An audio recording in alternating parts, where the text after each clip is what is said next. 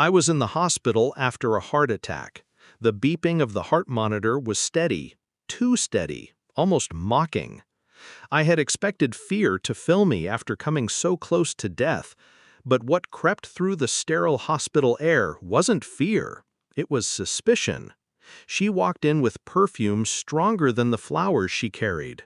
A smile stretched across her face like she was entering a party, not a ward. "My birthday's tomorrow," she said, her voice sweet, deliberate. "The doctor says you can get a day pass. You'll be there, right?" My chest tightened, not from the scar tissue.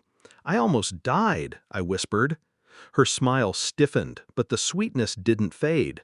"If you don't come, I'll file for divorce." There was no pause, no hesitation.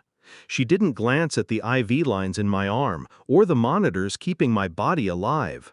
Divorce was her ultimatum. I pressed the nurse call button as she turned to leave. Calmly, without emotion, I said, "She's not allowed back." The nurse looked at me strangely, but nodded.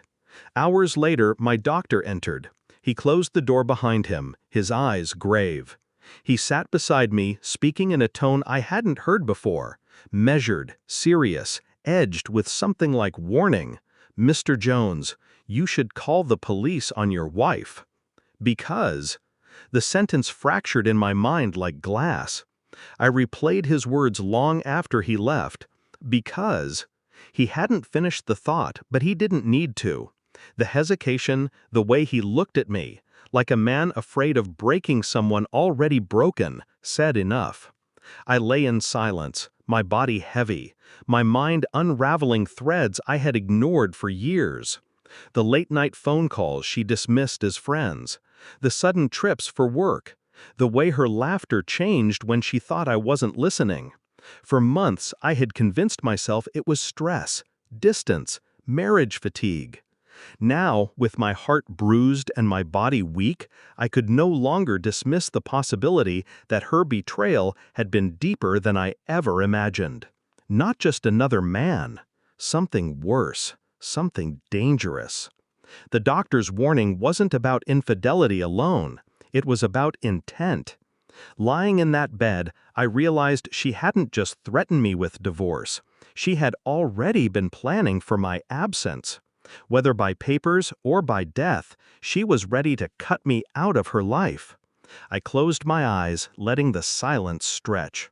My breathing slowed, but inside, the storm gathered. She thought I was weak. She thought the heart monitor and IV meant I had no strength left to fight. She was wrong. I waited until nightfall to act. Not physically, I could barely walk to the bathroom unaided. But information didn't require strength, only patience. I asked the night nurse for my wife's visitor log.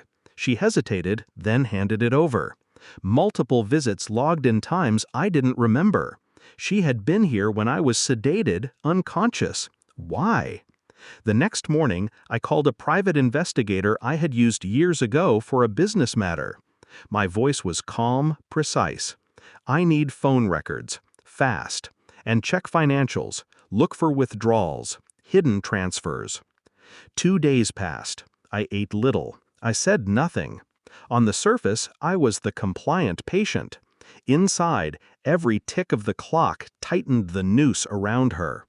When the report arrived, I read it slowly. Daily calls to a single number, always late.